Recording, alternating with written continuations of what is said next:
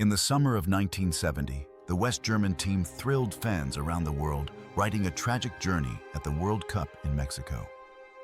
It was the first tournament to be broadcast live in color to many countries. And in the blazing sun of North America, the German tank appeared not as cold and stiff, but as a group of outstanding talents with a dedicated attacking style of play and a steely spirit that never gave up. Although they only won the bronze medal after defeating Uruguay, the mark they left was even more profound than the champion.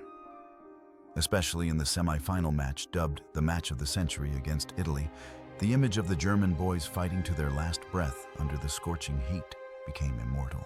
But behind those glorious moments on the field are very unique fates. More than half a century has passed. Time has carved cruel traces and silent glories on their lives. Some became immortal legends, some chose a life of seclusion, and some stopped their journey in endless regret. Let's turn back the pages of the lives of the players who made up the soul of that golden generation of West Germany. Gerd Müller, a striker in the West German squad that year, was the embodiment of death in the penalty area. At the age of 24, the bomber wearing the number 13 shirt terrified the world, not with his flamboyant dribbling, but with his uncanny killer instinct. With a low center of gravity, big legs, and the ability to maneuver in tight spaces with lightning speed, Müller scored 10 goals at Mexico 70, winning the Golden Boot. He turned the most chaotic situations into goals and the smallest opportunities into bursts of joy. Away from the spotlight of the football field, Gerd Müller's life is a sad but humane song. After retiring and having a time of adventure in the US, he returned to Germany and fell into a crisis with alcohol. The emptiness after leaving the cheers of the stands pushed the hero of the year into a quagmire. But at that moment, the camaraderie of the 70s generation shone again. His old friends at Bayern Munich reached out to help him up, bringing him back to youth coaching. He lived the following years peacefully away from the media, happy with his wife Uschi. However, that glorious journey had to stop quietly. In the last years of his life, Müller had to fight Alzheimer's disease, causing him to gradually forget his own illustrious goals. On August 15, 2021, Gerd Müller passed away at the age of 75. His departure left a big void, but the legacy of the greatest king of bombers in history still lives on in the hearts of fans. Franz Beckenbauer in the position of defender, midfielder. If Müller is the sword, he is the brain and heart of the team. At the age of 24, the Emperor showed a rare dignity and splendor. The most iconic image of the 1970 World Cup is Beckenbauer, with his dislocated right arm tightly bandaged to his body, still playing through the pain for 120 minutes in the semi-final against Italy. That is the most eloquent proof of the German spirit, resilient and never giving up. Beckenbauer's life then shone like a true king. He was a rare person to win the World Cup as both a player and a coach. He became the face of German football, a talented manager who brought the 2006 World Cup back to his homeland. Beckenbauer lived a high-class life, always appearing with an elegant appearance and a confident smile. However, in the last years of his life, the darkness of corruption allegations and declining health caused him to retreat to Salzburg, Austria, away from the media. It seemed that fate wanted him to rest after a lifetime of tireless dedication. On January 7, 2024, the football world was shocked to hear that Franz Beckenbauer had passed away in his sleep at the age of 78. The Emperor had passed away, but his throne in the history of world football would never be replaced.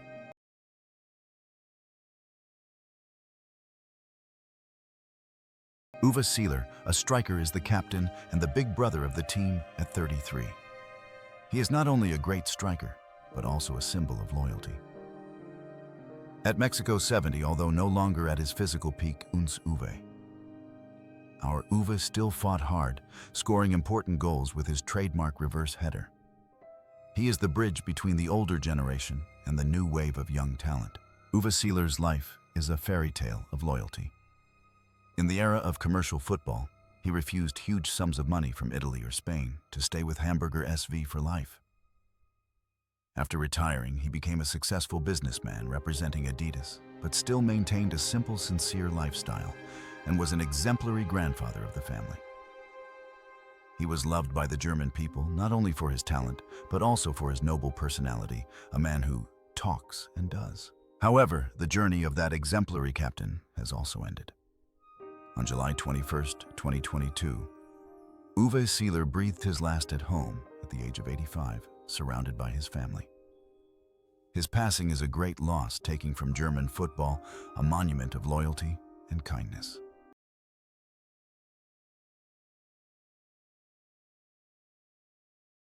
Sepp Maier, a 26-year-old goalkeeper, was nicknamed the Cat of Anzing. With his incredibly quick reflexes and improvisational style of catching the ball, Maier saved countless goals for West Germany. He was not only a reliable stopper, but also a person who brought laughter and reduced pressure to his teammates with his humorous personality.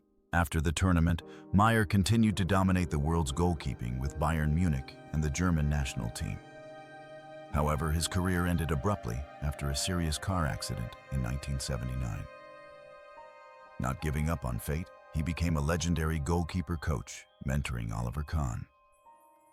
Today, at the age of 80, Sepp Maier still lives happily, maintaining his humorous personality. He enjoys a peaceful old age, occasionally appearing in the media with humorous stories about his golden age, a living proof that optimism can overcome all adversities. Horst Dieter Hüttges, at 26, and nicknamed Eisenfuss Iron Legs, was the embodiment of uncompromising defending. At the 1970 World Cup, he played a key role in the team's defense, always ready to rush into any hot spot to protect the goal, showing a strong fighting spirit and absolute solidity in the defense. He spent his entire career at Werder Bremen and became a legend there. After retiring, he had a relatively successful business life. But in his final years, he faced many health difficulties when suffering from dementia. The enduring battle of Iron Leg ended on June 20, 2023. Horst Dieter Hüttges passed away at the age of 79, taking with him the memories of a time of football full of blood and glory. Klaus-Dieter Seeloff, at fullback 28, was a dashing sweeper known as a specialist in set pieces. A legend at VfB Stuttgart and later Borussia Mönchengladbach, Seeloff was known for his intelligent play and excellent reading of the game.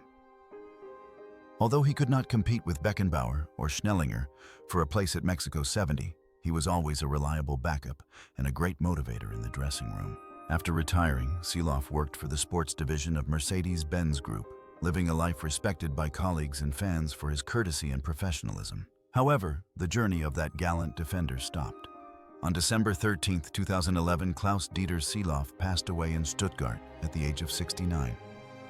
His departure left great sorrow for the fans of the White Swan Stuttgart, where he was forever a symbol.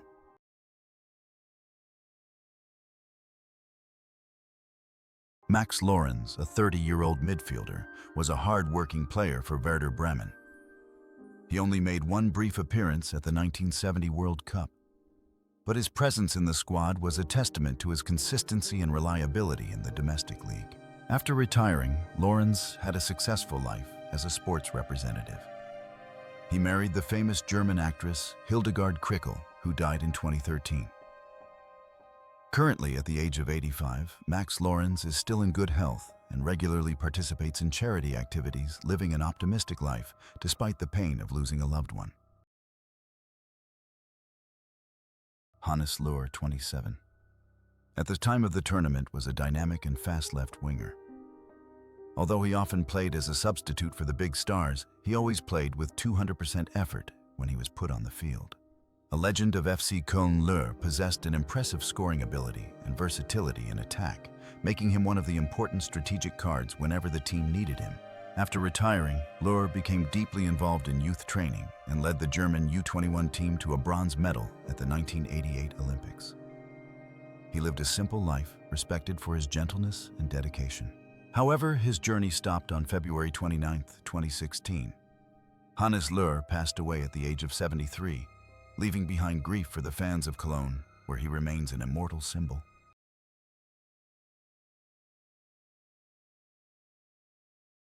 Klaus Fichtel, a defender, was 25 at the tournament and was known by the nickname Tana pine tree. Although he did not play much at Mexico 70, Fichtel later became a Bundesliga record holder. He played professionally until the age of 43, becoming the oldest player to ever play in the history of the tournament. Fichtel's endurance is a medical phenomenon. After retiring, he led a quiet life as a racehorse breeder, another passion outside of football. Today at 79, the pine tree still stands a living testament to a disciplined lifestyle and a lifelong love of sport. Manfred Manglitz, 30, was the third goalkeeper on the list to Mexico that year. He was a talented and charismatic goalkeeper for FC Köln, famous for his spontaneous flying moves and somewhat arrogant personality on the pitch. Although he did not play a single minute at the 1970 World Cup, being named in the German squad at that time was a confirmation of his class. However, Manglitz's story was one of the saddest notes of German football in the 1970s. Just 1 year after his glory in Mexico, his career collapsed completely because of his direct involvement in the match-fixing scandal that shook the Bundesliga in 1971. From a hero, he was permanently suspended, later reduced, and lost all his fame. Today, at the age of 84, Manfred Manglitz lives a reclusive life in Spain, completely estranged from the football world. He has found peace with his family after the storms of his youth, leaving behind a valuable lesson about the fragile line between glory and abyss. Bernd Patzky, 27, is a tough defender, renowned for his fierce tackling. While not first choice, he has done his job every time he has been called upon at Mexico 70, providing much-needed solidity at the back. However, Patzky's career was also tarnished by the 1971 Bundesliga match-fixing scandal, which resulted in him being banned from playing for a long time and having to go to South Africa to play football to make a living. After many ups and downs and storms to regain his honor, he later became a coach. Today, at the age of 81, Patzky lives quietly. His past mistakes have faded away, giving way to the peace of old age. Willi Schultz, at fullback, age 31, and nicknamed World Cup. Willi was an experienced center back. Although his role in the 1970 tournament was reduced compared to 1966 due to injuries and the rise of younger players, Schultz's composure were still a great morale booster for the team. After retiring, Schultz kept a low profile and found success in the insurance and automotive industries. He chose to stay away from the noise of professional football to enjoy a private life. Today, at the age of 85, Willi Schultz is living out his old age peacefully in Hamburg, rarely appearing in public but still remembered as one of the best central defenders of the 1960s. Midfielder Helmut Haller, 30, was one of the biggest stars of German football in the 1960s and a hero of the 1966 World Cup. But by Mexico 70, he was past his prime and was only a substitute. However, his long experience playing in Italy was still a valuable asset to the team. Haller had a colorful and troubled personal life with several marriages. He was one of the first German footballers to make a name for himself abroad. However, in his later years, he battled Parkinson's disease and dementia. On October 11, 2012, Helmut Haller passed away in his hometown of Augsburg at the age of 73. He left taking with him the memory of the man who paved the way for German players to conquer Serie A. Midfielder Peter Dietrich, 26, arrived in Mexico as one of the most creative midfielders for Borussia Mönchengladbach, who were beginning to challenge Bayern Munich's dominance. Although he did not play at the 1970 World Cup because the German midfield was too crowded with talent, Dietrich was highly regarded for his technical skills. Unfortunately, Dietrich's career was marred by constant injuries, forcing him to retire early in 1976. However, he proved that he was not only a good footballer, but also a shrewd businessman. After hanging up his boots, he opened a sports shop and invested in real estate with great success. Today, at the age of 80, Peter Dietrich is enjoying a fulfilling life. He rarely appears in the media, choosing to observe football from afar, and is satisfied with his success in the business world. A peaceful life that many players dream of.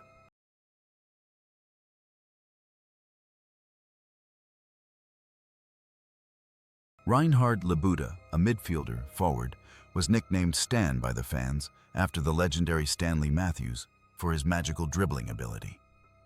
At Mexico 70, the 26-year-old Libuda was a game changer who could change the course of a game with a solo run through a line of defenders. The saying, "No one can get past God except Stan Libuda," became a legend.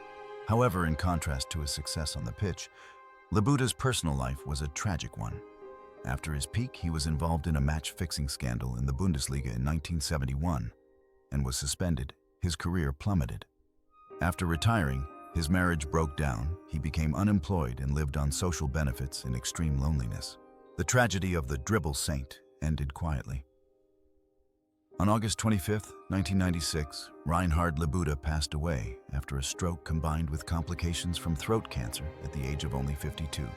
He left in poverty and oblivion, leaving behind sorrow for those who once loved his magical feat. Wolfgang Overath, in midfield at the age of 26, is a talented conductor in the middle of the field. With a very skillful left foot and a sharp tactical vision, he is the one who controls the play, launching passes that tear apart the opponent's defense. In a team full of stars, Overath still shines brightly thanks to his flamboyance and skillful individual technique, a worthy rival to Franz Beckenbauer in terms of influence on the play. Overath's entire career was dedicated to FC Köln. After retiring, he did not choose the coaching path, but became a manager serving as president of FC Köln for many years. In addition to football, he is also known for his quiet charity activities, helping those in difficult circumstances. Today, at the age of 81, Wolfgang Overath lives a fulfilled life respected as one of the most elegant gentlemen in German football, who still has a deep affection for his hometown team.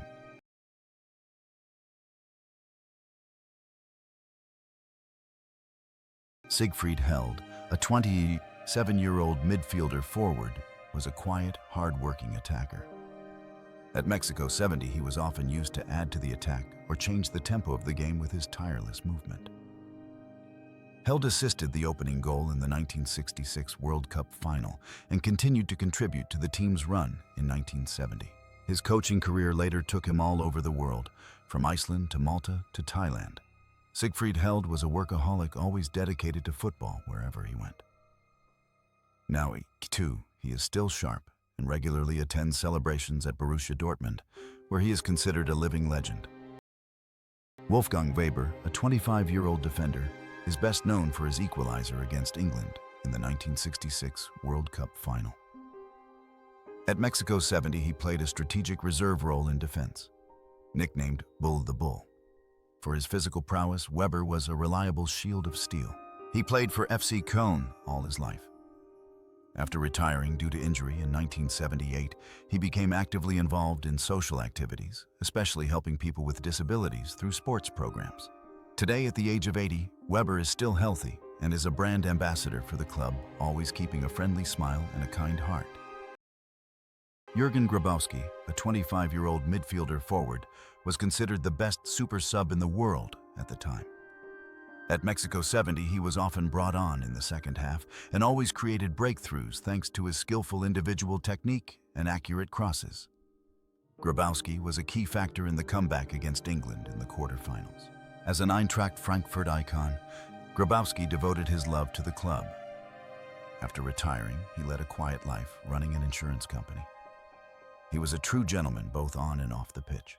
However, on March 10, 2022, the football artist's heart stopped beating at a hospital in Wiesbaden after a period of dialysis at the age of 77. His passing was a great pain for Eintracht Frankfurt and German football.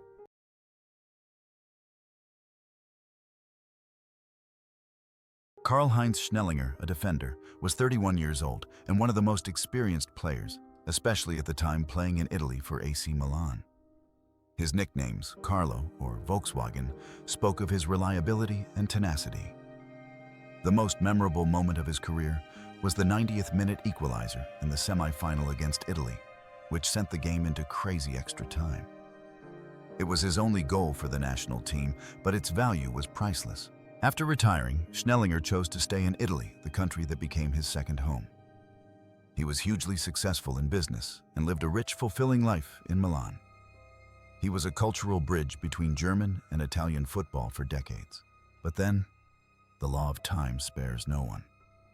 On May 20th, 2024, Karl-Heinz Schnellinger passed away at San Raffaele Hospital in Milan after a long illness at the age of 85. His passing closed the chapter of one of the world's most excellent and complete defenders of the 60s and 70s.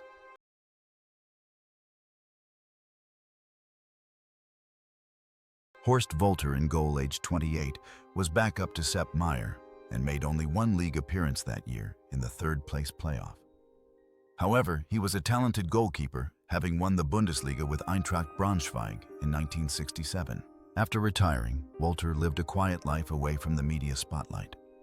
Now, at the age of 82, he enjoys a comfortable retirement content with his role as a silent hero in German football history. Berti Vogts, a defender, was nicknamed Der Terrier. At 23, he was the nightmare of every opposing striker.